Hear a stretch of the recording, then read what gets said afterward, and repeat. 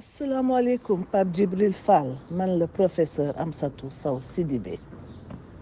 essayé naa jokkoo ak yow fan yi yëpp bàyyi la ay message je n'y arrive pas je vais laisser un autre message. On s'est parlé, nous avons parlé d'éthique, d'engagement nga ni ma yow sa engagement doo ci génne dara et que bu ñuy wax éthique xëy na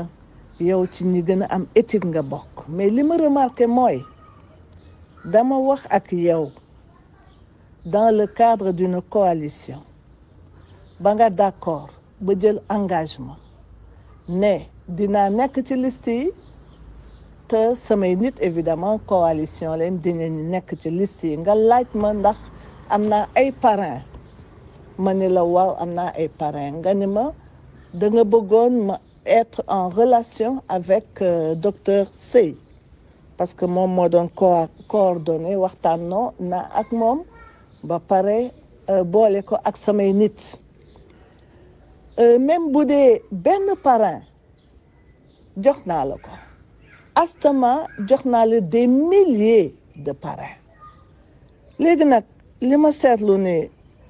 dafa am xëy na lu tax amuloo courage wax ma lan moo xew gisuma boobu courage wax ma lan moo xew te dama trouver ni attitude bi man daf ma décevoir parce que attitude de manque de respect notoire vis-à-vis de moi vis-à-vis des personnes qui sont avec moi nga xam ni en toute générosité et en croyance de la fiabilité de ce que tu nous as dit des personnes qui ont travaillé d'arrache-pied ñëw mobiliser wu dugal les parrainages bind les parrainages qu'il fallait aussi ajouter man ci sama bopp ma leen di dolli ay parrainage jël parrainage yi nga xam ni dama ko amoon par le biais d'un lien versé ko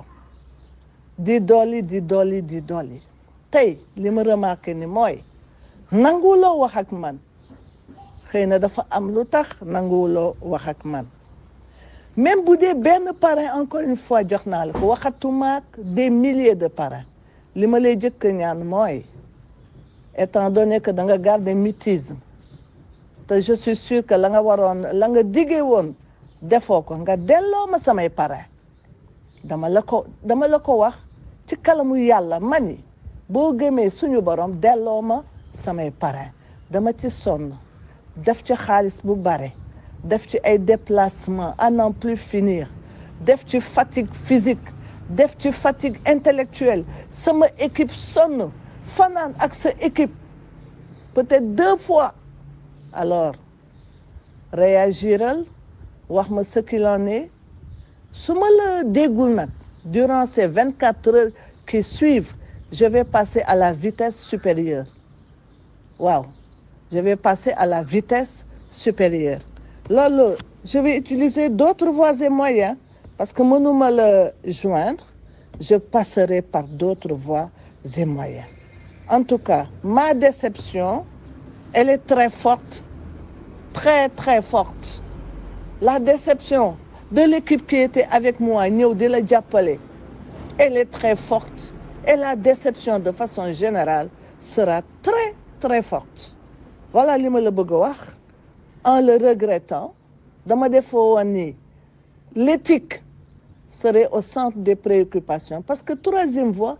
kenn du ko tudd su fekkee ne àndul ak éthique àndul ak force de l'engagement àndul ak force de la parole donnée mon vieux le départ sent mauvais voilà donc j'attends